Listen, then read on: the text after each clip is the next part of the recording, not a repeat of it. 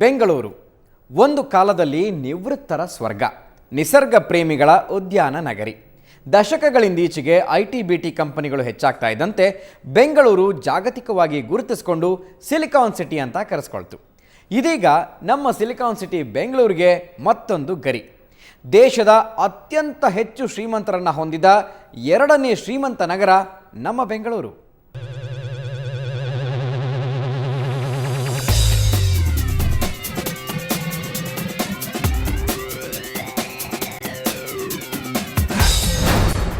ಬದಲಾಗಿದೆ ಬೃಹತ್ ಬೆಂಗಳೂರು.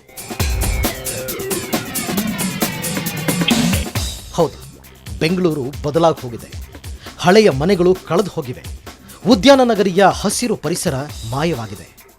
ಒಂದು ಕಾಲದಲ್ಲಿ ಅತ್ಯಂತ ಶೀತ ಪ್ರದೇಶ ಎನಿಸಿಕೊಳ್ಳುತ್ತಿದ್ದ ಬೆಂಗಳೂರು ಈಗ ಸಖತ್ ಹಾಟೆಸ್ಟ್ ಸಿಟಿ, ಸೌಂದರ್ಯದಲ್ಲೂ ಕೂಡ.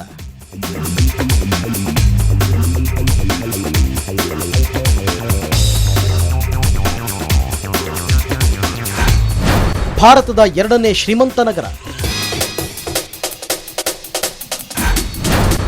60,000ಕ್ಕೂ ಹೆಚ್ಚು ಕೋಟಿ ಒಡೆಯರ ತವರೂರು.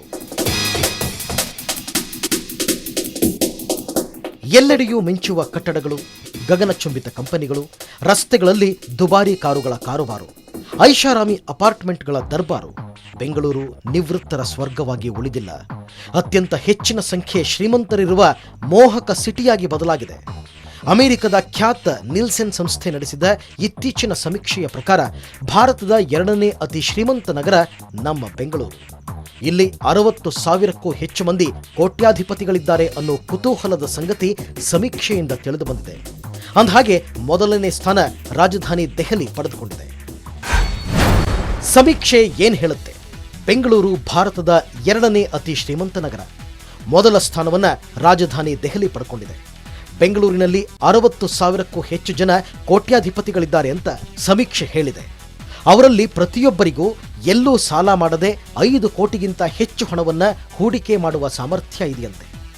ಅಲ್ಲದೆ ಜಗತ್ತಿನ ಅತಿ ವೇಗವಾಗಿ ಬೆಳೆಯುತ್ತಿರುವ ನಗರಗಳಲ್ಲಿ ಉದ್ಯಾನ ನಗರಿಯೂ ಒಂದು ಎಂಬ ಹೆಮ್ಮೆಯೂ ದಕ್ಕಿದೆ. ಮಾತ್ರವಲ್ಲ, ಐಟಿ ಕಂಪನಿಗಳು ಬಂದ ನಂತರ ಜನತೆಯಲ್ಲಿ ಕೊಳ್ಳುವ ಶಕ್ತಿಯೂ ಹೆಚ್ಚಿದೆ ಎನ್ನುತ್ತೆ ಸಮೀಕ್ಷೆ.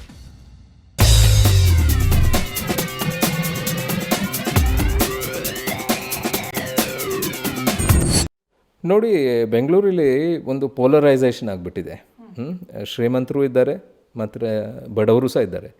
ಈ 100 ಲಕ್ಷ ಪಾಪ್ಯುಲೇಷನಲ್ಲಿ ಸುಮಾರಾಗಿ 6.5 ಲಕ್ಷ ಜನರಿಗೆ ತೊಗೊಂಡ್ರೆ ಅವ್ರಿಗೆ ಸೂಪರ್ ರಿಚ್ ಹೇಳಿ ಕರಿಬೋದು ಬೆಂಗಳೂರಲ್ಲಿ. ಯಾಕಂದರೆ ನಮ್ಮದು ITES ಬಯೋಟೆಕ್ಕು ಅದೆಲ್ಲ ಇದೆ.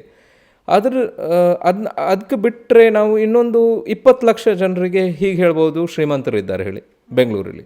ಸೊ 26 ಲಕ್ಷ ಜನರಿಗೆ ನಾವು ಶ್ರೀಮಂತರು ಕರಿಬೋದು ಟೋಟ್ಲಿ. ಈ ಬಾಕಿದು ಲೆಟ್ಸ್ ಸೇ 74 ಲಕ್ಷ ಜನರು ಅವರು middle class, great Indian middle class ಇದೆ. ಅದರಲ್ಲೂ ಸಹ ಮಿಡಲ್ ಕ್ಲಾಸ್ ಇದೆ, ಬಾಟಮ್ ಆಫ್ ದ ರಂಗೂ ಸಹ ಇದೆ. ಯಾಕಂದರೆ ನಮ್ಮದು ಸಿಟಿ ಈಗ ಭಾಳ ಮಿಕ್ಸ್ಡ್ ಆಗಿದೆ. ನಮ್ಮ ಸಿಟಿ ಅಂದರೆ ಒಂದು ಬಿಸಿಬೇಳೆ ಬಾತಾಗಿ. ಯಾಕಂದರೆ ಎಲ್ಲ ಕಡೆಯಿಂದ ಜನರು ಇದ್ದಾರೆ ಇಲ್ಲಿ, ಎಲ್ಲರೂ ಪೀಸ್ಫುಲಿ ಇಲ್ಲಿ ಉಳ್ಕೊಳ್ತಾರೆ. ಸಮೀಕ್ಷೆ ಪ್ರಕಾರ ಬೆಂಗಳೂರಿನಲ್ಲಿ ಕುಬೇರರಿಗೇನು ಬರವಿಲ್ಲ ಅನ್ನೋದು ಗೊತ್ತಾಗುತ್ತೆ.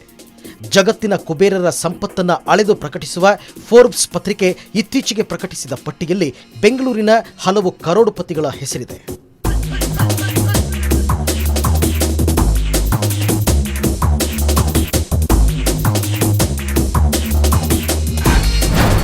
ಜಗತ್ತಿನ ಶ್ರೀಮಂತರ ಪಟ್ಟಿ ಪ್ರಕಟಿಸುವುದಕ್ಕೆ ಫೋರ್ಬ್ಸ್ ಪತ್ರಿಕೆ ಫೇಮಸ್.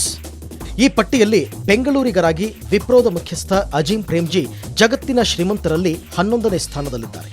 ಅವರ ಆದಾಯ $11.2 ಬಿಲಿಯನ್. ಇನ್ಫೋಸಿಸ್ನ ಸಂಸ್ಥಾಪಕ NR ನಾರಾಯಣಮೂರ್ತಿ ಈ ಪಟ್ಟಿಯಲ್ಲಿ 965ನೇ ಸ್ಥಾನದಲ್ಲಿದ್ದಾರೆ. ಇವರ ಸಂಪತ್ತು $1.55 ಬಿಲಿಯನ್. ಇನ್ಫೋಸಿಸ್ನ ಸಹ ಸಂಸ್ಥಾಪಕರಾದ ಸೇನಾಪತಿ ಗೋಪಾಲಕೃಷ್ಣನ್ ಆದಾಯವು $1.55 ಬಿಲಿಯನ್ ಇದ್ದು ಅವರು 1088ನೇ ರ್ಯಾಂಕ್ ಗಳಿಸಿದ್ದಾರೆ. ಹಾಗೆಯೇ ವಿಶಿಷ್ಟ ಗುರುತಿನ ಚೀಟಿ ಪ್ರಾಧಿಕಾರದ ಅಧ್ಯಕ್ಷ ನಂದನ್ ನಿಲೇಕಣಿ ಹಾಗೂ ಮಣಿಪಾಲ್ ಗ್ರೂಪ್ನ ರಂಜನ್ ಪೈ ಇವರಿಬ್ಬರ ಆದಾಯವು $1.3 ಬಿಲಿಯನ್ ಇದ್ದು 1107ನೇ ಸ್ಥಾನವನ್ನು ಇಬ್ಬರು ಹಂಚಿಕೊಂಡಿರೋದು ವಿಶೇಷ. ಇನ್ನು GMR ಕಂಪನಿಯ ಮಾಲೀಕರಾದ GM ರಾವ್ ಆದಾಯ $1.1 ಬಿಲಿಯನ್ ಇದ್ದು ಅವರು ಪಟ್ಟಿಯಲ್ಲಿ 1268ನೇ ಸ್ಥಾನವನ್ನು ಪಡೆದಿದ್ದಾರೆ. ಇನ್ನು ಕೊನೆಯದಾಗಿ ಎಂಬೆಸಿ ಗ್ರೂಪ್ನ ಜಿತೇಂದ್ರ ವೀರ್ವಾಣಿ $1 ಬಿಲಿಯನ್ ಸಂಪತ್ತು ಹೊಂದಿದ್ದು ಜಗತ್ತಿನ 1342ನೇ ಶ್ರೀಮಂತರಾಗಿ ಹೊರಹೊಮ್ಮಿದ್ದಾರೆ. ಈ ಪಟ್ಟಿಯಲ್ಲಿ ಬಿಟ್ಟು ಹೋದ ಹೆಸರು ಅಂದರೆ ಅದು ಕಿಂಗ್ ಫಿಶರ್ನ ಕಿಂಗ್ ವಿಜಯ್ ಮಲ್ಯ ಅವರದ್ದು. $1 ಬಿಲಿಯನ್ ಸಂಪತ್ತಿನ ಒಡೆಯ ಮಲ್ಯ ಹೆಸರು ಈ ಪಟ್ಟಿಯಿಂದ ಹೊರಗುಳಿದಿದೆ.